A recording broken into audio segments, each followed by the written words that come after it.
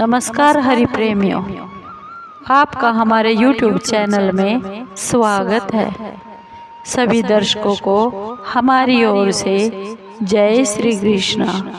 हरि प्रेमियों, कैसे हैं आप? उम्मीद है आप सब अच्छे होंगे। आइए जानते हैं आज का प्रसंग है ज्येष्ठ मास की पूर्णिमा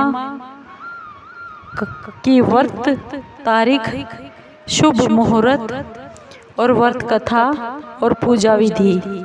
हरि प्रेमियों, उससे पहले अगर आप हमारे चैनल पर नए हैं तो प्लीज़ चैनल को सब्सक्राइब ज़रूर कर लीजिए और बेल आइकन को ज़रूर दबा लीजिए ताकि आप तक हमारे सारे नोटिफिकेशन पहुंचते रहे। हरि प्रेमियों, आपका एक सब्सक्राइब भी हमारे लिए बेहद मायने रखता है। हरि प्रेमियों, आइए आज का ये प्रसंग, ये कथा सुनते हैं। ज्येष्ठ मास को लोक भाषा में जेठ भी कहा जाता है और ज्येष्ठ मास की शुक्ल पक्ष की पूर्णमासी को ज्येष्ठ पूर्णिमा कहा जाता है।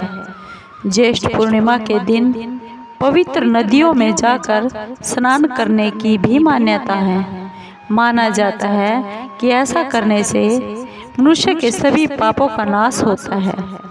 इस दिन पितरों के लिए भी दान और पूजा की परंपरा है। औरतें इस दिन भगवान शिव और भगवान विष्णु की पूजा अपने पति की लंबी उम्र के लिए करती हैं। इस दिन वट सावित्री का व्रत भी रखा जाता है, जिसे वट पूर्णिमा व्रत कहा जाता है। इस दिन महिलाएं श्रृंगार करके अपने पति की लंबी उम्र की कामनाएं करके वट वृक्ष की पूजा करती हैं। हरि प्रेमियों, ज्येष्ठ पूर्णिमा का क्या महात्म है, आइए जानते हैं। ज्येष्ठ पूर्णिमा का स्नान दान आदि के लिए तो महत्व है ही, साथ में यह पूर्णिमा और भी खास बात के लिए मानी और जानी जाती है, जो यह है कि इस दिन भगवान शिव अमरनाथ की यात्रा के लिए गंगा जल को लेकर आज के दिन ही शुरुआत करते हैं। इसके साथ ही यह दिन उन लोगों के लिए भी बेहद खास होता है जिन लड़के और लड़कियों का विवाह होते होते रुक जाता है या फिर उसमें किसी प्रकार की बाधा आ जाती है, तो भगवान भक्तों के सभी दुख दूर करते हैं। और हिंदू पंचांग के अनुसार ज्येष्ठ माह हिंदू वर्ष का तीसरा महीना होता है।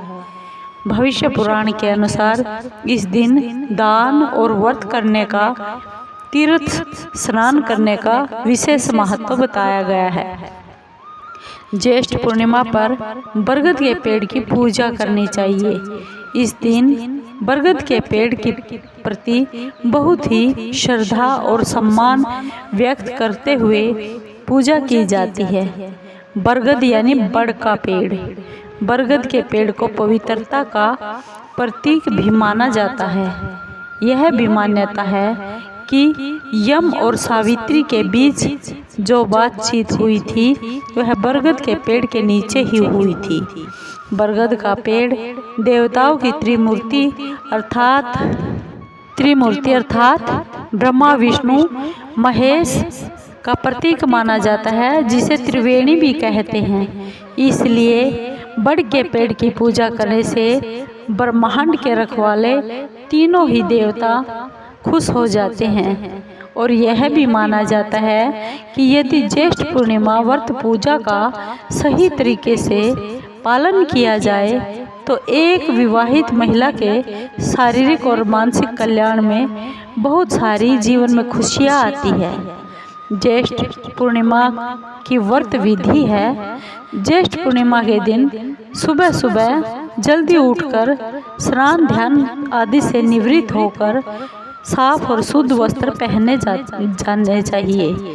इसके बाद 2 बांस की टोकरियाँ ली जाती है और एक टोकरी में सावित्री की मूर्ति स्थापित कर ली जाती है और दूसरी टोकरी में चावल, सुपारी, रोली, मौली, नारियल और पंचमेवा 7 पूजन का भी सामान रखा जाता है। और किसी भी बड़ के पेड़ के नीचे जाकर विधि विधान से हाथ में चावल और जल लेकर ज्येष्ठ पूर्णिमा और वट पूर्णिमा का ध्यान करते हुए व्रत का संकल्प किया जाता है। फिर वट वृक्ष यानी बरगद का पेड़, बड़ का पेड़ की पूजा और अपने पति की दीर्घायु के लिए प्रार्थना की जाती है। ऐसी भी मान्यता है जो महिलाएं जेठ पूर्णमासी का व्रत करती है उनकी सभी की मनोकामनाएं पूर्ण होती है, क्योंकि इसी दिन सावित्री माता ने अपने पति को यमराज से इस व्रत को करने के बाद ही वापस इस संसार में जीवन दान दिलाया था। तभी से इस व्रत को वट पूर्णिमा व्रत भी कहा जाता है, वट सावित्री व्रत भी कहा जाता है। इसके बाद महिलाएं बड़ के पेड़ की चारों ओर मौली लपेटती है और 7 बार चक्कर लगाते हुए विधि विधान से वट वृक्ष की पूजा करती हैं। और पूजा के बाद श्री आरती और फिर कथा सुनाई जाती है या फिर आपस में सुनाई जाती है। ज्येष्ठ पूर्णिमा के व्रत की कथा इस प्रकार है। यह एक पौराणिक व्रत कथा है। इस पौराणिक व्रत कथा के अनुसार एक राजा थे, उनका नाम अशोपति था। अशोपति घर में सावित्री के अंश से पुत्र का जन्म हुआ, जिसका नाम महाराज ने सावित्री रखा। पुत्री युवावस्था को प्राप्त हुई। यह देखकर राजा ने अपने मंत्रियों से सलाह की और इसके बाद राजा ने अपनी बेटी सावित्री से कहा कि उसे योग्य वर को देने का समय आ गया है।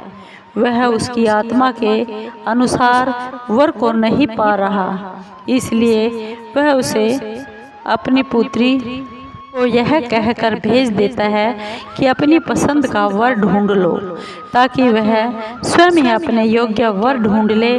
पिता की आज्ञा पाकर सावित्री देवी घर से महल से चल पड़ती है और फिर एक दिन उसने सत्यवान को देखा और मन ही मन उसे अपने वर मान लिया। जब उसने देव ऋषि नारद जी को यह बात बताई, नारद जी को जब इस बात का पता चला, तब ऋषि नारद सावित्री जी के पास आए और कहने लगे, देवी, उसका पति अल्पायु है, जो तुमने पसंद किया है उसकी उम्र बहुत ही छोटी है, वह कोई और वर देख ले।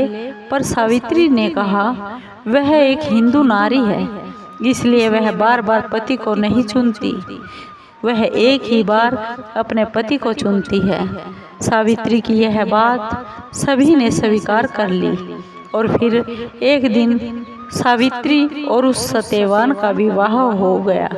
एक दिन सत्यवान के सिर में बहुत ज़्यादा दर्द होने लगा। सावित्री ने बड़ के पेड़ के नीचे अपनी गोद में पति के सिर को अपनी गोद में लिटा लिया, रख लिया। उसी समय सावित्री ने देखा कि अनेक यमदूतों के साथ यमराज वहां आ गए हैं, सत्यवान के शरीर को दक्षिण दिशा की ओर लेकर जा रहे हैं। यह देख सावित्री भी यमराज के पीछे पीछे चल पड़ी। उन्हें अपने पीछे पीछे आता देखकर यमराज ने कहा कि पृथ्वी तक ही पत्नी हो अपने पति का साथ देती है, अब उसे वापस चले जाना चाहिए। उनकी यह बात सुनकर सावित्री ने कहा कि जहाँ उसके पति रहेंगे वह हमेशा अपने पति के साथ ही रहेगी, यही उसका पत्नी व्रत धर्म है। सावित्री के मुख से यह बात सुनकर यमराज बहुत खुश हुए। उन्होंने सावित्री को मनचाहा वर मांगने के लिए कहा और बोले कि वह उसे 3 वर देते हैं। वह कौन कौन से 3 वर लेना चाहती है। तब सावित्री ने अपने सास ससुर के लिए नेत्र ज्योति मांगी, क्योंकि उसके ससुर और सास अंधे थे। ससुर का खोया हुआ राज्य वापस लाना और फिर अपने पति सत्यवान के पुत्रों की मां बनने का वर मांगा।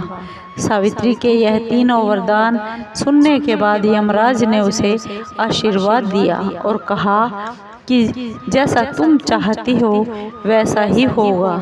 सावित्री ने अपनी बुद्धिमता से यमराज को उलझा कर रख दिया।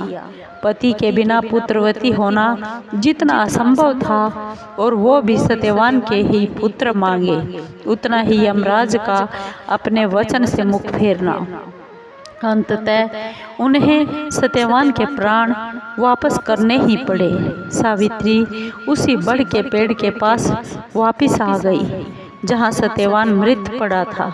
सत्यवान के मृत शरीर में फिर से आत्मा का संचार हो गया। इस प्रकार सावित्री ने अपने पतिव्रता व्रत के प्रभाव से न केवल अपने पति को उसने जीवित करवा लिया, बल्कि अपने अंधे सास ससुर को नेत्र ज्योति भी प्रदान कर ली और अपने ससुर का खोया हुआ राज्य फिर से हासिल कर लिया। सावित्री के पतिव्रता धर्म की कथा का सार यह है कि स्त्री अपने पति को सभी दुख और कष्टों से दूर रखने में समर्थ होती है। जिस प्रकार पतिव्रता धर्म के बल से सावित्री ने अपने पति सत्यवान को यमराज के चंगुल से छुड़वा लिया, इतना ही नहीं, खोया हुआ अपना राज्य और अपने अंधे सास ससुर की नेत्र ज्योति भी वापस ले ली। कथा की समाप्ति के उपरांत अपने पति को रोली अक्षत लगाकर चरण स्पर्श किए जाते हैं। इसके बाद प्रसाद बांटा जाता है और बड़ के पेड़ का पूजन अर्चन करके ज्येष्ठ पूर्णिमा व्रत करने से सौभाग्यवती महिलाओं की सभी मनोकामनाएं पूर्ण होती है और उनका सौभाग्य अखंड रहता है। भगवान उनके सुहाग की रक्षा करते हैं। हरि प्रेमियों, आपको ये कथा कैसी लगी? अगर आपको ये कथा वट सावित्री की या फिर ज्येष्ठ पूर्णिमा व्रत कथा अच्छी लगी हो तो प्लीज़ चैनल को सब्सक्राइब कीजिए, लाइक कीजिए, शेयर कीजिए और कमेंट ज़रूर कीजिए। धन्यवाद दोस्तों।